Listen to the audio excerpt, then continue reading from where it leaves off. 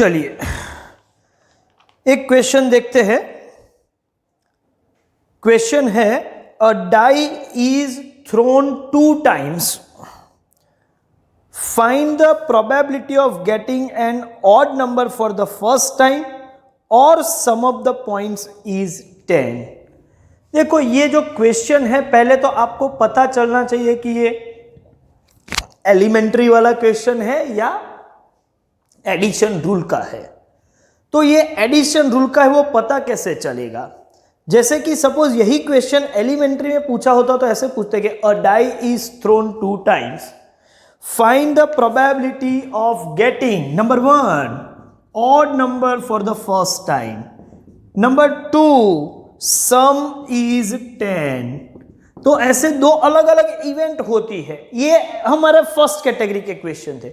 अब ये बोल रहे हैं odd number for the first time और सम इज 10। ऐसे 1 2 अलग अलग इवेंट की सिर्फ प्रोबेबिलिटी नहीं निकालनी है, वो प्रोबेबिलिटी के बीच अब एक कनेक्शन डाल दिया और जैसा एक कनेक्शन डाल दिया मतलब ये दो इवेंट के बीच आपको एडिशन करना है और एटलीस्ट यूनियन, ये सब जो वर्ड है इससे आपको पता चलना चाहिए कि ये क्या है भाई, एडिशन रूल है।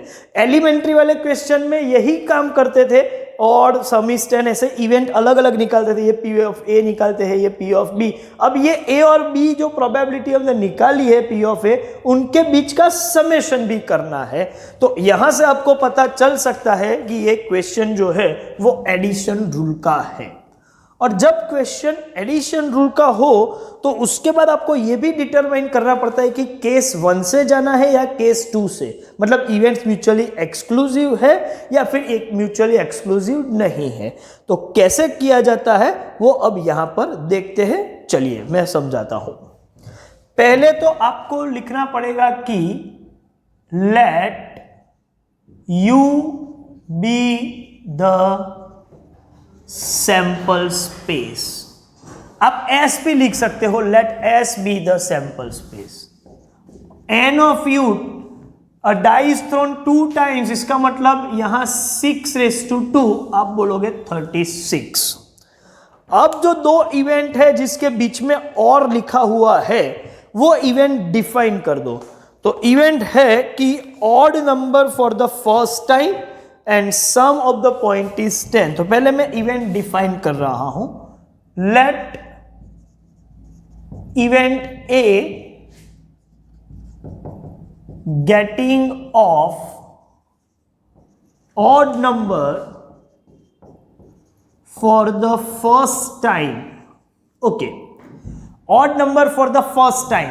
तो ए में कौन से ऑप्शन होंगे? तो फर्स्ट डाई पर ऑड होना चाहिए, सेकंड पर कोई भी नंबर हो चलेगा। तो डाई के केस में ऑड नंबर मतलब 1 3 5। तो फर्स्ट डाई पे सपोज 1 है, एक ऑड नंबर आ गया। सेकंड डाई पे कोई भी नंबर चलेगा, तो 1 के साथ 1 1 2 1 3 1 4 1 5 1 6। लेकिन कोई भी ऑड नंबर चाहिए फर्स्ट डाई पे, मतलब 1 ही नहीं 3 हो तो भी चले। तो एक काम करते हैं 3 1 3 2 3 3 अप टू 3 6, ये भी होगा। और या तो फिर 5 1 5 2 5 3 5 4 अप टू 5 6। तो अब आप बोल सकते हो कि एन ऑफ ए कितना होगा, 6 6 6 मतलब 18। और probability of A is n of A divide by n of U, मतलब 18/36। ऐसा ही रखो, इसको रिड्यूस नहीं करेंगे, अभी काम है आगे उसकी वजह से। फिर डिफाइन करो नेक्स्ट इवेंट बी, वो है सम इज 10। तो बी में समेशन 10 के लिए ऑप्शन बन रहे 4 6 5 5 6 4 और एन ऑफ बी हो रहा है 3। Probability of B is n of B divide by n of U 3/36।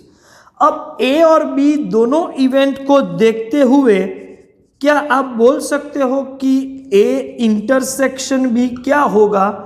तो सम इज 10 भी होना चाहिए और उसके साथ साथ फर्स्ट नंबर जो है वो ऑड होना चाहिए। तो ये 5 5 है जो यहाँ पर आने वाला है, बाकी का तो फर्स्ट नंबर इवन है तो कॉमन बनेगा ही नहीं। तो ये दोनों में कॉमन मेंबर सिर्फ एक ही है 5 5। तो n of a intersection b is 1 and probability of a intersection b, तो आप बोलोगे sir n of a intersection b divide by n of u, मतलब 1/36। अब इतना हो गया है तो अब मैं रिक्वायरमेंट पे आ जाता हूं। रिक्वायरमेंट है probability of getting odd number for the first time और सम is 10, मतलब odd number for the first time means event A और sum is 10 is event B, मतलब probability of event A और event B, तो उसको मैं और है तो यूनियन लिख दूंगा probability of A और B, A यूनियन B। अब P of A union B है तो इसका फॉर्मूला क्या होगा, दो पॉसिबिलिटी है, केस 1 केस 2, लेकिन A इंटरसेक्शन B का एग्जिस्टेंस है, नल सेट नहीं है। ऐसा नहीं है कि ऑड नंबर फर्स्ट टाइम आएगा तो समेशन 10 नहीं होगा।